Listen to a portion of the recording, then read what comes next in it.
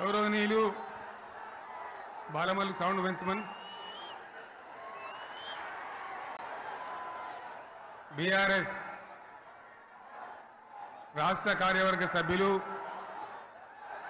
జిల్లా పార్టీ అధ్యక్షులు గౌరవనీయులైన ప్రజాప్రతినిధులు మాజీ ప్రజాప్రతినిధులు లక్షలాదిగా తరలివచ్చిన ప్రియతమ కార్యకర్తలు సైకిళ్ల మీద ఎడ్ల బండ్ల మీద పాదయాత్ర పథికులుగా అనేక పద్ధతుల్లో అనేక ప్రాంతాల నుంచి ఈ సభకు విచ్చేసిన ప్రతి ఒక్కరికి పేరు పేరున వందనం శుభాభివందనం. మీ అందరికీ కూడా తెలంగాణ రజతోత్సవ శుభాకాంక్షలు నేను తెలియజేస్తా ఉన్నాను.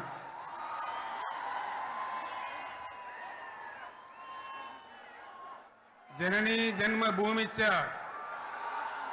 స్వర్గాదపి గరీయసి. ఇది శ్రీరామచంద్రుడు లంక మీద యుద్ధం చేసి రావణ సంహారం చేసి అయోధ్యకు తిరిగి రావాలి అనేటువంటి ఆలోచనలో ఉన్నప్పుడు రాముల వారి సోదరుడు లక్ష్మణుడు సహా ఆయన వెంట ఉన్న చాలామంది పెద్దలు లంక చాలా సువర్ణమయంగా ఉంది, అద్భుతంగా ఉంది, మనం ఇంకా అయోధ్యకు ఎందుకు ఇక్కడి నుంచే పరిపాలన చేద్దామని అంటారు. దానికి శ్రీరామచంద్రుల వారు ఒప్పుకోలేదు.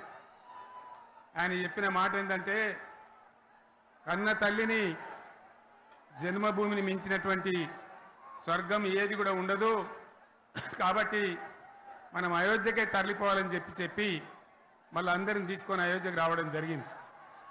అదే స్ఫూర్తితోని చాలా గందరగోళ స్థితిలో ఉన్నటువంటి, దిక్కు తోతని స్థితిలో ఉన్నటువంటి, ఆత్మహత్యలకు ఆలవాలమైనటువంటి, వలసలకు నిలయమైనటువంటి ఒక ఘోరమైన ఆపదలో వలసవాదుల విషకవిగిలిలో చిక్కి నలిగిపోతున్న తెలంగాణ రాష్ట్రాన్ని ఎట్టి పరిస్థితుల్లో విముక్తి చేయాలని, స్వరాష్ట్రం సాధించాలని, జననిని జన్మభూమిని మించిన వేరేది లేదని చెప్పి నేను ఒక్కడిగా బయలుదేరి ఆనాడు తెలంగాణ ఉద్యమానికి శ్రీకారం చుట్టడం జరిగింది. 25 ఏళ్ల క్రితం, దయచేసి మీరు గొడవ బంద్ చేయాలి ఏమనుకోవద్దు, సభలో చాలా మంది ఉన్నారు, లక్షల మంది ఉన్నారు, మీరు ఆపాలి ప్లీజ్. ఒకటే మాట బంద్ చేయాలి, గొడవ బంద్ చేయాలి, ప్లీజ్ స్టాప్. సో ఆ విధంగా 25 ఏళ్ల నాడు ఎగిరినటువంటి జెండా ఈ గులాబీ జెండా. చాలా మంది బంద్ చేయాలి, ఏ బాబు బంద్ చేయాలి బాబు.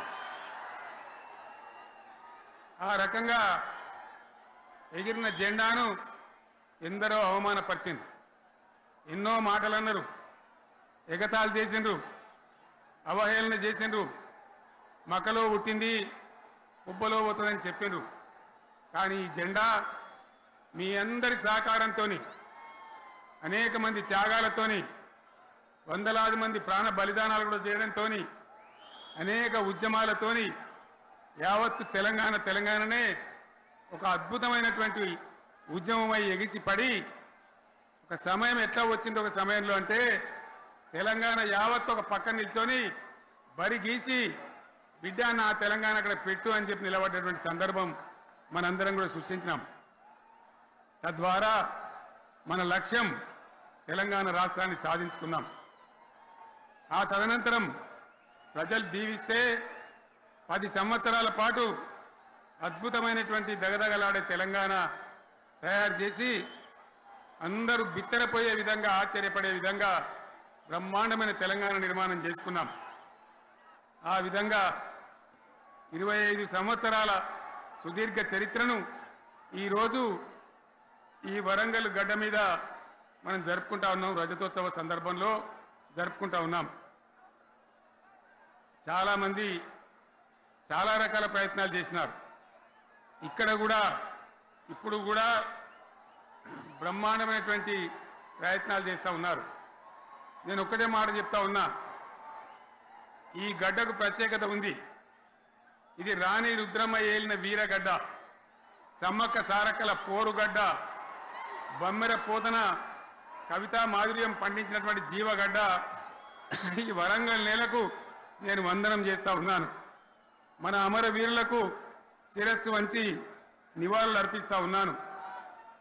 1969లో మూగబోయిన తెలంగాణ నినాదానికి తిరిగి జీవం పోసింది ఈ గులాబీ జెండాని మీ అందరికీ నేను మనవి చేస్తా ఉన్నాను. ప్రజలు పరిపాలన అప్పగిస్తే విధ్వంసమైన తెలంగాణను వికాస పథంలో నడిపించింది ఈ తెలంగాణ. దానికి కూడా ఈనాటి కరెక్ట్గా 25 ఏళ్ళు నిండుతా ఉన్నాయి. ఆనాడు కొండా లక్ష్మణ్ బాపూజీ గారు ఆశ్రయం ఇస్తే ఏప్రిల్ 27, 2001న జలదృశ్యంలో టిఆర్ఎస్ ఆవిర్భావం తెలంగాణ చరిత్రనే మలుపు తిప్పిన ఒక మహోజ్వల ఘట్టం. పదవుల కోసమో, కులం కోసమో, మతం కోసమో, వ్యక్తుల కోసమో పుట్టలేదు ఈ గులాబీ జెండా. ఇది తెలంగాణ రాష్ట్ర సాధన కోసం పుట్టింది. పదవీ త్యాగాలతోనే మన తెలంగాణ ప్రస్థానం ప్రారంభమయ్యింది. అది ఫలించి మన సొంత రాష్ట్ర కళ కూడా నెరవేరిందని నేను మనవి చేస్తా ఉన్నా. ఆనాటికి అలుముకున్నటువంటి చీకట్లను పారదోలడానికి, ప్రజల్లో విశ్వాసం కల్పించడానికి, ఆత్మవిశ్వాసాన్ని పెంపొందించడానికి నేను ఒక మాట చెప్పిన ఆ రోజు మీ అందరికీ కూడా గుర్తుండాలి. ఉద్యమం నుంచి వెనక్కి మరలితే, ఉద్యమ జెండాను దించితే నన్ను రాళ్లతో కొట్టి చంపండి అని చెప్పి నేను ఉద్యమాన్ని ప్రారంభించిన విషయం మీ అందరికీ కూడా తెలుసు. ఆ తదనంతరం జరిగినటువంటి స్థానిక పంచాయతీ ఎన్నికల్లో, ఆ తదనంతరం జరిగినటువంటి సిద్దిపేట ఉప ఎన్నికలో ప్రజలు బ్రహ్మాండంగా ప్రాణం పోసి ఊపిరిలిదితే అద్భుతంగా ఉద్యమం ముందుకు పురోగమించిన విషయం మనకు తెలుసు.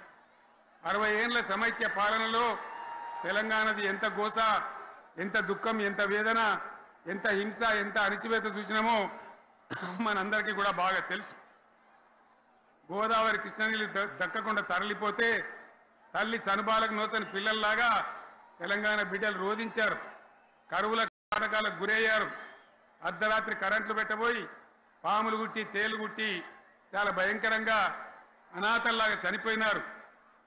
ఆ రకంగా జరుగుతూ ఉంటే ఇక్కడ ఉన్నటువంటి ఆనాడు కాంగ్రెస్లో, టీడీపీలో ఉన్నటువంటి నాయకులు పదవుల కోసం పెదవులు మూసిండ్రు తప్ప ఏనాడు నోరు తీసి కొట్టాడలేదు.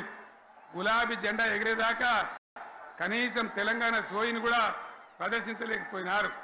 మీ అందరికీ తెలుసు,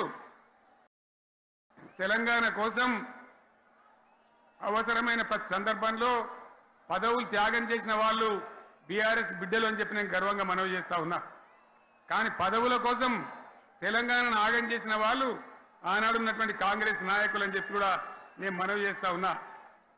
చంద్రబాబు నాయుడు ఆనాడు ముఖ్యమంత్రిగా ఉండి ఎంత ఘోరమంటే హైదరాబాద్ నడిబొడ్డున ఉండే తెలంగాణ గడ్డలో ఉండేటువంటి రాజధానిలో మన శాసనసభలో తెలంగాణ పదాన్నే నిషేధించినాడు. తెలంగాణ అనవద్దని స్పీకర్ ద్వారా రూలింగ్ ఇప్పించినారు.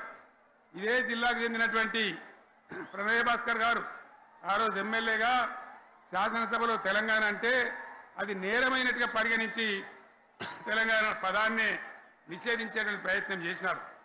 మిత్రులారా, మీకు అందరికీ చరిత్ర తెలుసు. ఆనాడైనా ఏనాడైనా ఈవెన్ ఈనాడైనా తెలంగాణకు విలన్ నంబర్ 1 కాంగ్రెస్ పార్టీ అని మనవి చేస్తా ఉన్నా. మనందరికీ కూడా తెలుసు ఆ విషయం. తెలంగాణ హైదరాబాద్ స్టేట్ పేరుతో ఉన్ననాడు ప్రజలు వద్దంటుంటే కూడా బలవంతంగా తెలంగాణను ఆంధ్రాతో కలిపిన వాళ్ళే. ఏందా బాబు, ఏందా పనిలేదా? రెడ్డి ఎవరెవలాడు పోండి, మీరు మీకేం పనిలేదావా? ఈ 10 మంది కాదు కదా, సభ అంతా ఉంది కదా, ఉండండి, కామ్ ఉండండి, డిస్టర్బ్ చేయండి మీరు. అట్లా బలవంతంగా ఆనాడు ఆంధ్రలో విలీనం చేసింది కాంగ్రెస్ పార్టీ, జవహర్లాల్ నెహ్రూ.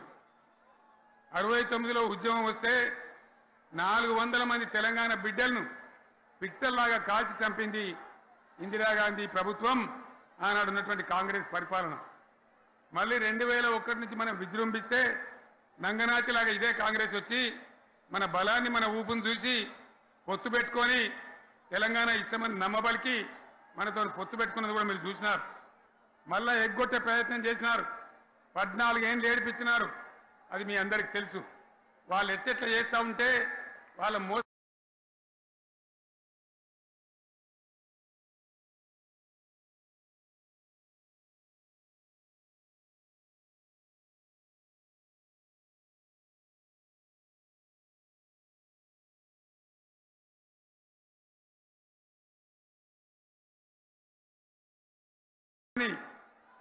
కప్పేయడానికి నేను ఇదే జయశంకర్ పార్లమెంట్లో ప్రతిపక్షాలని కాంగ్రెస్ గొంతు పట్టుకుంటే అప్పుడు దిగివచ్చి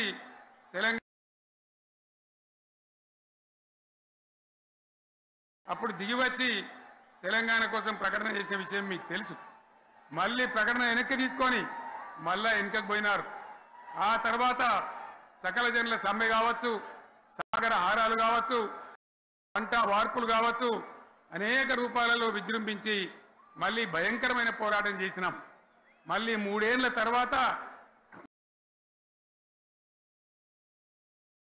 వాళ్లకు రాజకీయ అవసరం ఏర్పడి ఆనాడు వచ్చి మళ్ళీ తెలంగాణ ఇస్తామని ప్రకటించి వాళ్ళకి ఇష్టం లేకపోయినా తెలంగాణ సృష్టించినటువంటి ఆ సుడిగాడుపులుగా తట్టుకోలేమని భయపడి తెలంగాణ ఇచ్చిన విషయం కూడా మీకు తెలుసు.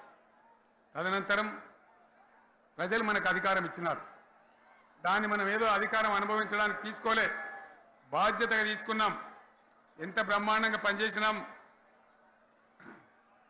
రాష్ట్రాన్ని మన చేతిలో పెడితే ఎక్కడున్న తెలంగాణను ఎక్కడ తీసుకొని పోయినాం.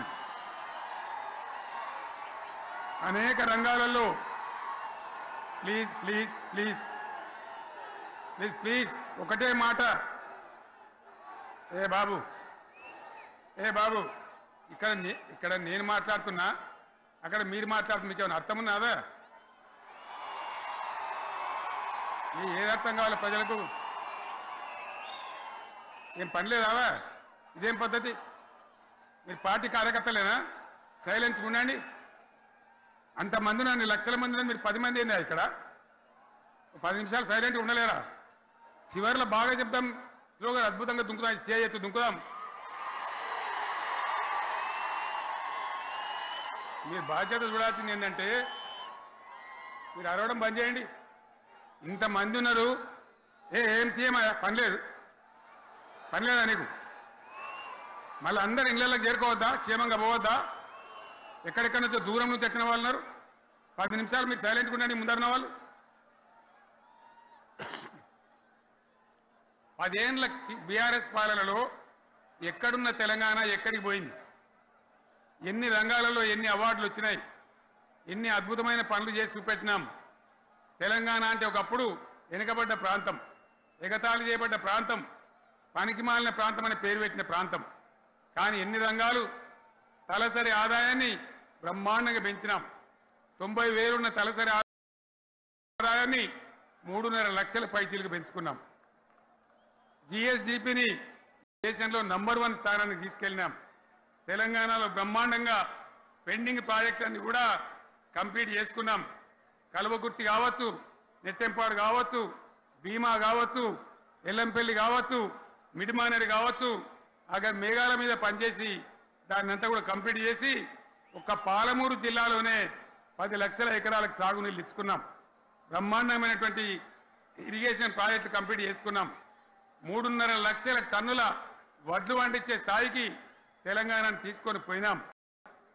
వరంగల్ గడ్డ కోసం, ఇదే జిల్లా కోసం పెండింగ్లో ఉన్న దేవాదుల ప్రాజెక్టును కంప్లీట్ చేసి ఈ గడ్డకు నీళ్లు తెచ్చుకున్నాం. 3 ఏళ్లలో కాళేశ్వరం ప్రాజెక్టు కట్టుకున్నాం. వాగుల మీద, వంకల మీద చెక్ డ్యాములు కట్టుకున్నాం. మిషన్ కాకతీయ పేరు మీద చెరువులన్నిటి పూడికలు తీసుకున్నాం. ఒక అద్భుతమైన తెలంగాణను తయారు చేసుకున్నాం. పడావు భూములన్నీ పంట పొలాలుగా మార్చుకున్నాం. ఆనాడు బీఆర్ఎస్ పాలనలో చెరువుల నిండా జలరాశులు, రైతుల కళ్ళాల నిండా ధాన్య రాశులతోని బ్రహ్మాండంగా